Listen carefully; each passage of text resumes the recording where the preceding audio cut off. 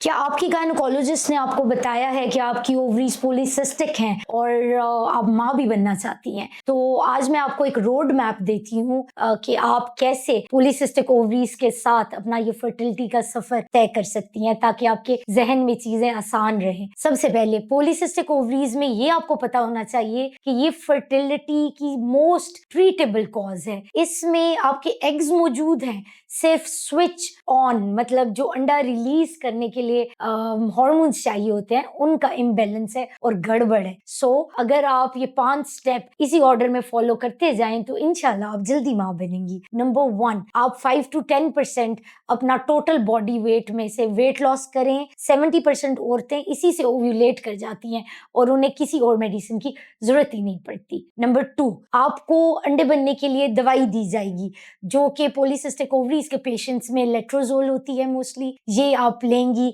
इससे eggs mature होंगे और इंशाल्लाह माँ बनने का चांस बढ़ जाएगा। नंबर 3, अगर आपने ओव्यूलेशन इंडक्शन भी 3 से 6 साइकिल्स के लिए ट्राई कर ली और आप स्टिल कंसीव नहीं कर पाई तो आपको IUI या इंट्रायूट्राइन इंसेमिनेशन की तरफ जाना चाहिए। ये भी 3 to 6 साइकिल्स अच्छा इलाज है और पॉलीसिस्टिक ओवरीज वाले बहुत सारे पेशेंट फौरन कंसीव कर जाते हैं। लास्ट स्टेप है IVF। अगर सारे ही हर्बे फेल हो गए तो IVF के जरिए पॉलीसिस्टिक ओवरीज के पेशेंट्स में हाई चांस है कंसेप्शन का, क्योंकि मसला एग क्वालिटी का नहीं होता, इसमें सिर्फ ओव्यूलेशन का मसला होता है और एग क्वालिटी बड़ी अच्छी बनाई जा सकती है मेडिसिन के साथ। सो लाजमी इस रोड मैप के मुताबिक चलें और अपनी फर्टिलिटी को एनहांस करें।